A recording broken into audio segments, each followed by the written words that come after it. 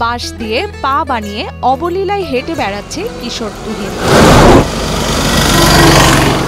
পায়ের নিচে মাটি নেই, তবুও মাইলের পর মাইল নির্ভয়ে এভাবেই হেঁটে চলেছে তুহিন। মানুষ তো এমনিতে হাঁটে, তো আমরা ভাবলাম যে এইটা নিয়ে হাঁটলে মানুষের চাইতে অনেক গুণ দ্রুত হাঁটা যাবে। বিশেষ কায়দায় বাঁশের তৈরি এক জোড়া লাঠিকে স্থানীয় ভাষায় ঠেঙ্গুয়া বলে, যা রণপা হিসেবেই পরিচিত।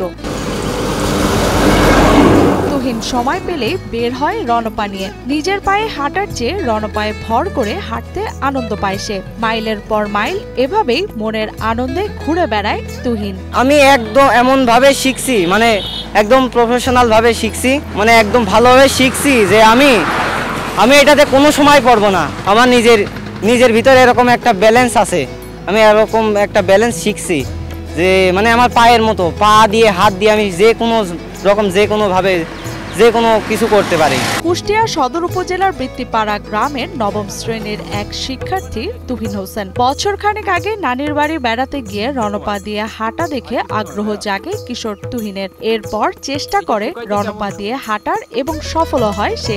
1 বছর আগে আমার নানিদের বাড়িতে গেছিলাম, সেখানে যাওয়ার পরে তো শেখার সময় অনেক ছোট, মানে যাতে আমরা লাফিয়ে উঠতে পারি সেরকম একটা মানে বাঁশ কাটছিলাম। তো কাটার পরে আমি জানতাম না যে আমি এটা শিখবো, আর কি আমার কোনো ইচ্ছাই ছিল না, আমি জানতামই না। বান্ডেল থাকলে প্রতি সেনমানিতে টাকা বাঁচবে। বিকাশ সেনমানি বান্ডেল কিনে জিতুন প্রতি লেনদেনে। এই কিশোর যেন ফিরে এনেছে গ্রাম বাংলার হারিয়ে যাওয়া ঐতিহ্য রণপা। একদিন শুনছিলাম যে অনেক পাহাড়ি এলাকায় নাকি এরকম বাঁশের উপরে হাঁটে, তো ভাবছিলাম যে এরকম করা যায় কিনা দেখব। এক সময় গ্রামীণ উৎসবে আনন্দ দিতে মানুষ হাঁটতো এই রণপায়ে। এটি গ্রাম বাংলার হারানো ঐতিহ্যের একটি অংশ, কিন্তু তুহিন যেন সেই ঐতিহ্য ফিরিয়ে আনারই চেষ্টা করছে। আমি যখন ছোট ছিলাম তখন আমিও কিন্তু এই খেলাটা খেলছি, খুব ভালো লাগতো।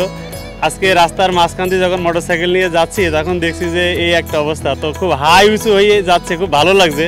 অনেকদিন পরে দেখলাম, খুব ভালো লাগছে। তবে শুরুতে পরিবারের সবাই তুহিনকে রণপা দিয়ে চলাচল নিষেধ করলেও এই রণপায়ে চলতেই যেন আনন্দ অনুভব করত এই কিশোর। সবাই বলতো যে এটার উপরে আর উঠো না, পড়ে গেলে এরকম পাটা ভেঙে যেতে পারে, কি হাত পা ভেঙে যেতে পারে, অনেক ক্ষয়ক্ষতি হতে পারে, মানে তারপরে আমি সেটা শেখা বন্ধ করিনি। শুধু তাই নয়, প্রথম রণপা দিয়ে চলাচল করলে এলাকার লোকজনও তাকে নিয়ে হাসাহাসি করত, এমনকি নানা ধরনের ব্যঙ্গাত্মক কথাও বলতো। সময়ের সাথে সাথে পাল্টে গেছে মানুষের সেই ধারণাও। গ্রামের লোকজন অনেক কথা বলতো। যখন প্রথমে আমি গ্রামে আসছিলাম, আমার নানিদের বাড়ি, তো সবাই দেখে অবাক যে কি মানুষ পায়ে হাঁটে আর বাঁশের উপর দিয়ে কিভাবে হাঁটছে, আর কি সবাই দেখে অবাক। আগে যারা বলতো তখন, এখন আর কোনো লোকজন আর কিছু বলে না। এদিকে স্থানীয়রা জানান, প্রযুক্তির এই যুগে যেখানে বাচ্চারা মোবাইল কম্পিউটারে বন্দী, সেখানে তুহিনের মতো কিশোররাও হয়ে উঠেছে নতুন অনুপ্রেরণা। তুহিনের এই হাঁটা দেখে অনেকেই আগ্রহী হচ্ছেন শিখতে। আসলে এটা ছোটকালের স্মৃতি, দেখি মনটা আসলে জুড়ে গেল। তো সবাই মোবাইলে আসক্ত, হ্যাঁ, মানে খুবই বিপজ্জনক একটা পরিবেশে বাচ্চারা বা ইয়াং জেনারেশন জীবনযাপন করতেছে। যদি এরকম খেলাধুলা করে বা এরকম একটা পরিবেশে মানুষজন আনন্দ করে, বিনোদন করে, খুবই ভালো হয়। তো আমাদের গ্রামের ভিতরে আমার দেখা দেখি অনেক ছেলেপেলে শিখছে এটা, তো শেখার জন্য সবাই আগ্রহ করে শিখছে। তো ফোনের উপরে মানে বেশি আসক্ত না হয়ে তারাও যদি চেষ্টা করে, যদি সেরকম ভাবে চেষ্টা করে, তারাও শিখতে পারবে।